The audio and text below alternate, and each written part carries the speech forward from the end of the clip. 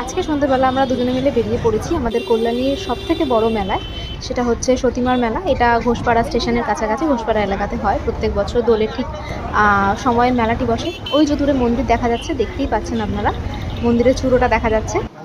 এখানে মন্দিরটা ভীষণ অনেকটা এলাকা জুড়েই প্রায় এই সময় প্রচণ্ড ভিড় হয়। এই মেলাতে প্রচুর মানুষের সমাগম হয় এই জায়গায়। এই যে দেখতে পাচ্ছেন, এখানে সবাই এসছে পুজো দিতে এই সময়। এখানে কথায় আছে যে যারা মনস্কামনা নিয়ে আর কি এখানে ঘোড়া বাঁধে, তাদের মনস্কামনা পূরণ হয়। তো এই যে আমরা ঠাকুরমশাই এখানে সবাইকে পুজো দিয়ে দিচ্ছে।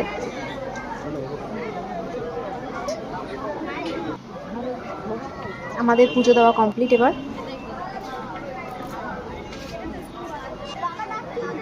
আমার স্বামীও এখানে ঘোড়া বাঁধছে।